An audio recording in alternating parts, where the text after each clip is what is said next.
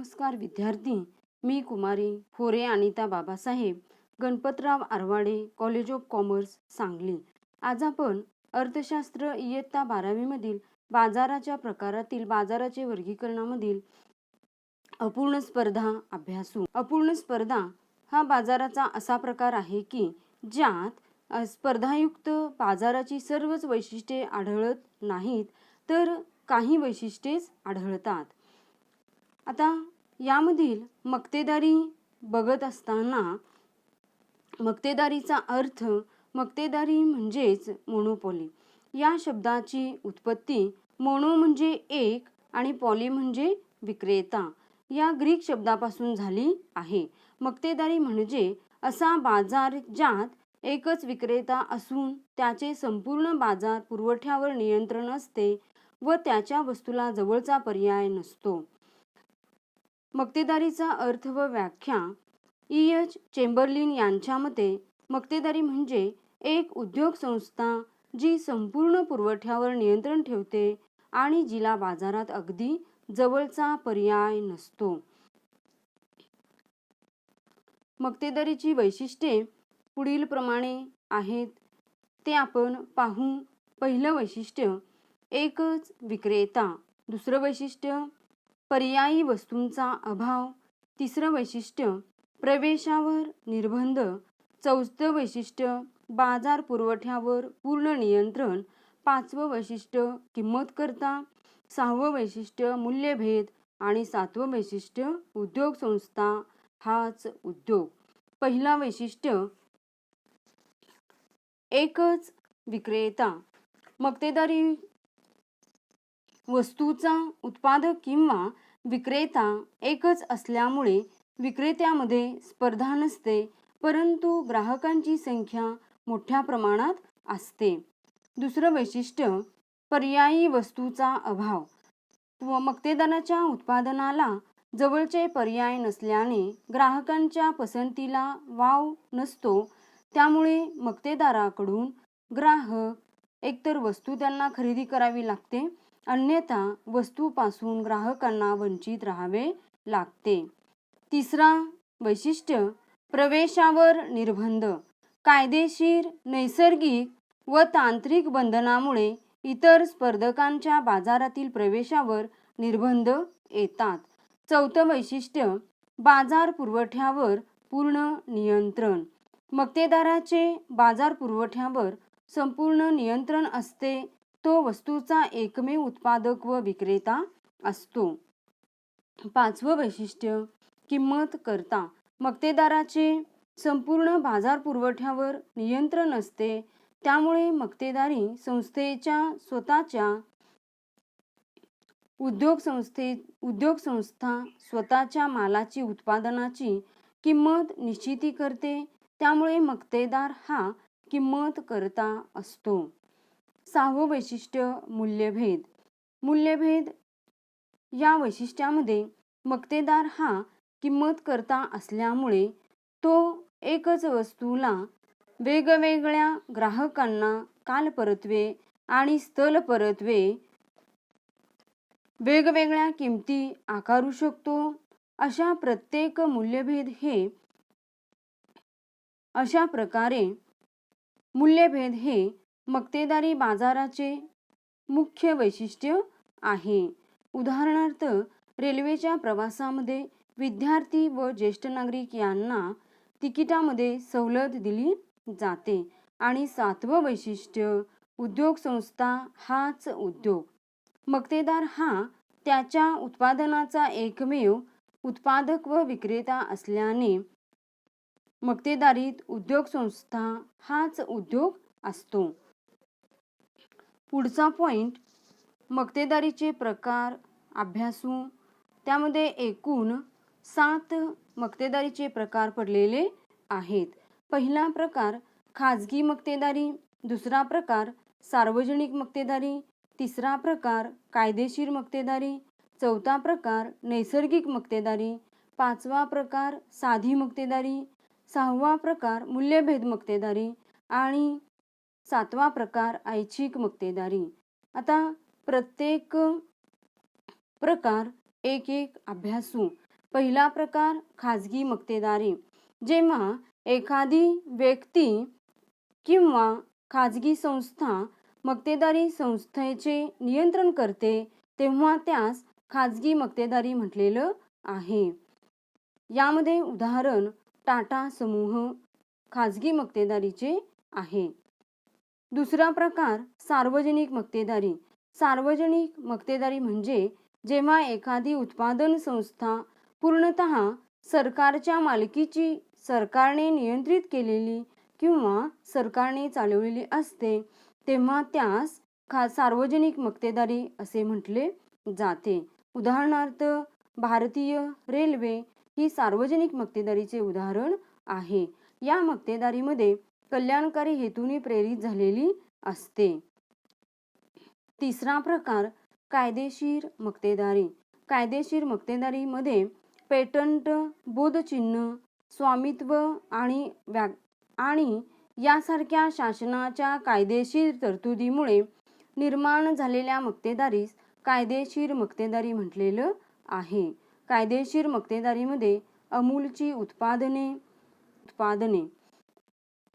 चौथा प्रकार नैसर्गिक मक्तेदारी. जेव्हा विशिष्ट स्थळ, हवामान, पर्जन्यमान व नैसर्गिक परिस्थितीमुळे निर्माण झालेल्या मक्तेदारीस नैसर्गिक मक्तेदारी म्हटलेलं आहे. नैसर्गिक मक्तेदारीचं उदाहरण पंजाबचा गहू. साधी मक्तेदारी. साध्या मक्तेदारीत विक्रेता किंवा उद्योग संस्था एका प्रकारच्या उत्पादनासाठी सर्व ग्राहकांना एकच किंमत आकारते तेव्हा त्यास साधी मक्तेदारी म्हटलेलं आहे. सहावा प्रकार मूल्यभेदात्मक मक्तेदारी. मूल्यभेदात्मक मक्तेदारीमध्ये उद्योग संस्था एकाच प्रकारच्या उत्पादनासाठी वेगवेगळ्या किमती आकारू शकतात. म्हणजे जसं की डॉक्टर वेगवेगळ्या रुग्णांकडून वेगवेगळी फी आकारू शकतात, त्याप्रमाणेच मूल्यभेद मक्तेदारीमध्ये वेगवेगळ्या वस्तूंना वेगवेगळ्या ग्राहकांकडून किंमत आकारली जाते. पुढचा प्रकार ऐच्छिक मक्तेदारी. ऐच्छिक मक्तेदारी म्हणजेच गळेचेपू स्पर्धा टाळण्यासाठी काही मक्तेदार स्वेच्छेने किंवा स्वतःच्या मनाने एकत्र येतात व मक्तेदाराचा गट स्थापन करतात तेव्हा त्यास ऐच्छिक मक्तेदारी म्हटलेलं आहे. या मक्तेदारीच्या प्रकारामध्ये उत्पादित केलेल्या वस्तूंची विक्री करून जास्तीत जास्त नफा मिळवणे सोयीचे होते.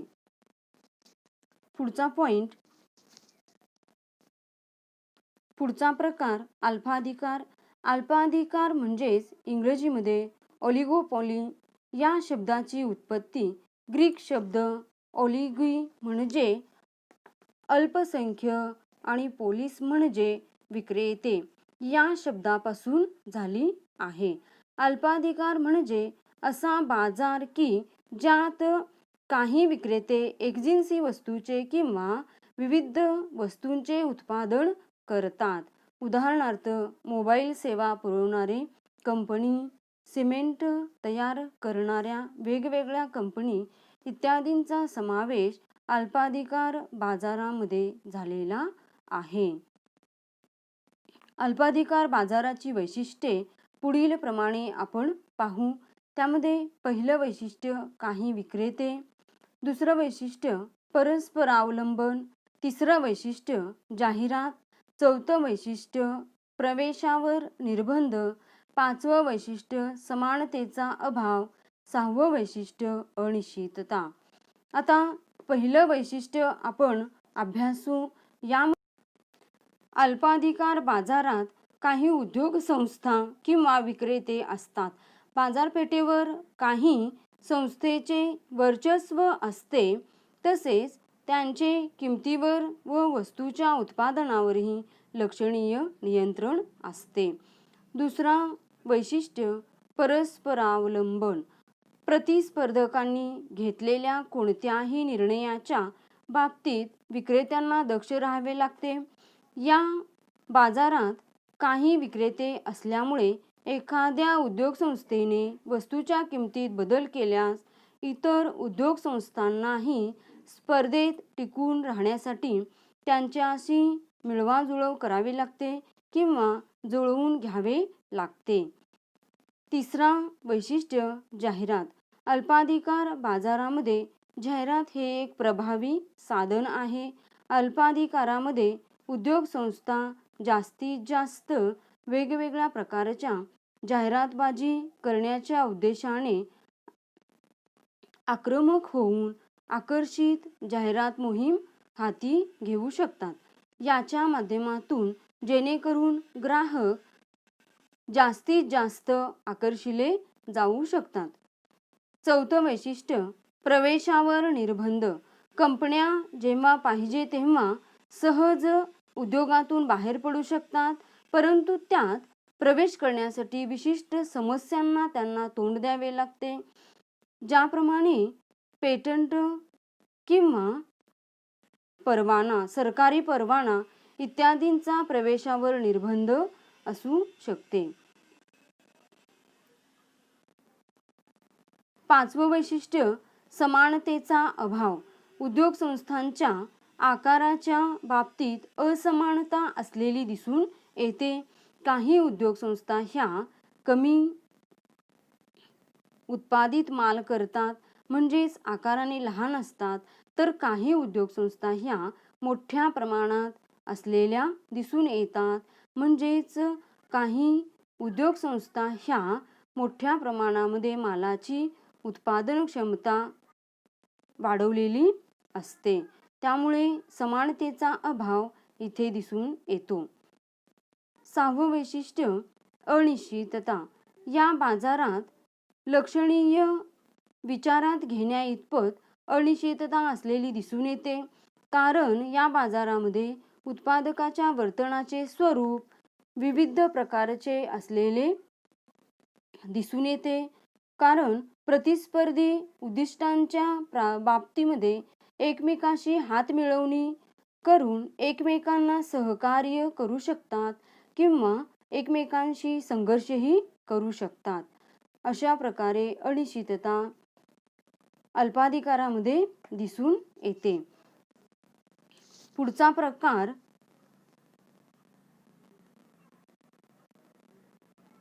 मक्तेदारीयुक्त स्पर्धा. मक्तेदारीयुक्त स्पर्धेचा अर्थ आणि व्याख्या इथं आपण पाहू. प्रत्यक्ष व्यवहारात आढळून येणारा बाजाराचा हा एक प्रकार म्हणजे मक्तेदारीयुक्त बाजार होय. यामध्ये पूर्ण स्पर्धा व मक्तेदारीची काही वैशिष्ट्ये एकत्रितपणे दिसून येतात. प्राध्यापक E.H. चेंबरलिन यांनी 1933 मध्ये प्रकाशित झालेल्या त्यांच्या थेअरी ऑफ मोनोपॉलिस्टिक कॉम्पिटिशन या पुस्तकात मक्तेदारीयुक्त स्पर्धेची संकल्पना सर्वप्रथम त्यांनी मांडली. मक्तेदारीयुक्त स्पर्धेची व्याख्या प्राध्यापक E.H. चेंबरलिन यांच्या मते मक्तेदारीयुक्त स्पर्धा म्हणजे अशी स्पर्धा की ज्यात अनेक विक्रेते अगदी जवळचा पर्याय असलेल्या परंतु पूर्ण पर्याय नसलेल्या वस्तूंचे उत्पादन करतात. यास मक्तेदारीयुक्त स्पर्धा म्हटलेलं आहे. मक्तेदारीयुक्त स्पर्धेची वैशिष्ट्ये पुढील प्रमाणे पाहू. त्यामध्ये एकूण 7 वैशिष्ट्यांचा समावेश झालेला आहे. पहिलं वैशिष्ट्य अनेक विक्रेते. दुसरं वैशिष्ट्य असंख्य ग्राहक. तिसरं वैशिष्ट्य वस्तुभेद. चौथं वैशिष्ट्य मुक्त प्रवेश व निर्गमन. पाचवं वैशिष्ट्य विक्री खर्च. सहावं वैशिष्ट्य जवळचे पर्याय आणि सातवं वैशिष्ट्य गटसंकल्पना. पहिलं वैशिष्ट्य अनेक विक्रेते. मक्तेदारीयुक्त स्पर्धेमध्ये विक्रेत्यांची संख्या मोठ्या प्रमाणात असते, परंतु तुलनेने पूर्ण स्पर्धेतील विक्रेत्यांपेक्षा कमीच असते. या कारणामुळे विक्रेत्याचे वर्तन मक्तेदारी प्रमाणे असते. दुसरं वैशिष्ट्य असंख्य ग्राहक. मक्तेदारीयुक्त स्पर्धेत असंख्य ग्राहक असल्याने कोणताही ग्राहक वैयक्तिकपणे आपल्या मागणीत बदल करून वस्तूंच्या किमतीमध्ये बदल घडवून आणू शकत नाही. तिसरा वैशिष्ट्य वस्तुभेद. वस्तुभेद हे मक्तेदारीयुक्त स्पर्धेचे महत्त्वाचे वैशिष्ट्य असून यामध्ये अनेक उद्योग संस्था विशिष्ट वस्तूंचे उत्पादन करतात, परंतु प्रत्येक उद्योग संस्थेचे उत्पादन हे बाजारातील दुसऱ्या उद्योग संस्थेच्या उत्पादनापेक्षा वेगळे असते. यालाच मूल्यभेद असे म्हटलेलं आहे. मूल्यभेदमध्ये छाप किंवा ब्रँड किंवा लोगो, व्यापारी चिन्ह म्हणजेच ट्रेडमार्क, वस्तूंची आकर्षक बांधणी, वस्तूचा दर्जा, वस्तूवरील नक्षीकाम, वस्तूचा रंग आणि वस्तूचे वेस्टर्न म्हणजे कव्हर आणि वस्तूचे आकार इत्यादी बाबतीत आढळतो. याचाच अर्थ उद्योग संस्थेच्या उत्पादनाला जवळचे पर्याय आढळतात व त्याच्या मागणीची छेदक लवचिकता अधिक असते. उदाहरणार्थ शीतपेये किंवा भ्रमणध्वनी म्हणजेच मोबाईल इत्यादी. पुढचा चौथा वैशिष्ट्य मुक्त प्रवेश व निर्गमन. पूर्ण स्पर्धेप्रमाणे याही बाजारामध्ये नवीन व्यवसाय संस्थांना मुक्त प्रवेश असतो. त्याचप्रमाणे तोटा होत असल्यास कोणतीही उद्योग संस्था उत्पादन बंद करून स्पर्धेतून बाहेर पडू शकते. म्हणजेच मुक्त प्रवेश व निर्गमन यामध्ये कुठलेही उद्योग संस्था फायदा आणि तोटा या दोन्हीचाही समावेश यामध्ये होऊ शकतो. म्हणजे फायद्याची बाजू असेल तर बाजारामध्ये उद्योग संस्था उत्पादित माल हे फायद्याच्या दृष्टीने बघतात, अन्यथा तोटा होणार आहे असं दिसताच ते बाजारातून बाहेर पडू शकतात. पाचवा पॉइंट विक्री खर्च. विक्री खर्च हा मक्तेदारीयुक्त स्पर्धेतच आढळतो. उत्पादकाच्या उत्पादनाला अधिक मागणी निर्माण करण्यासाठी व वस्तूची विक्री वाढवण्यासाठी करावा लागणारा खर्च म्हणजेच विक्री खर्च होय.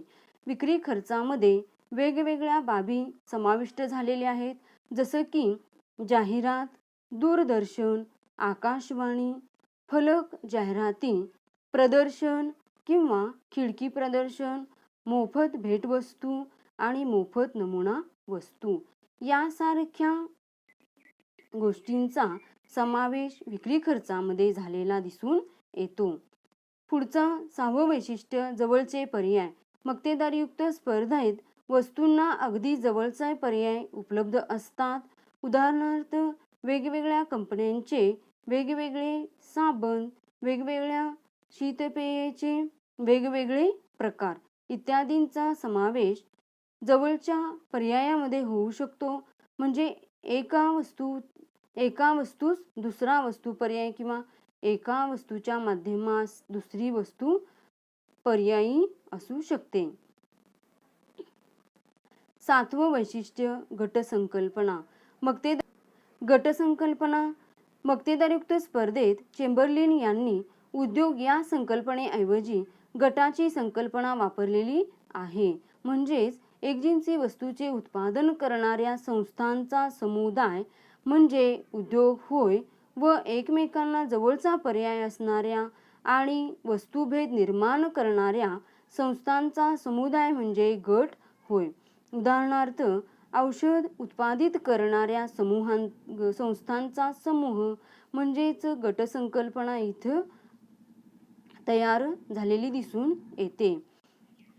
तर अशा प्रकारे आपण इथे थांबू.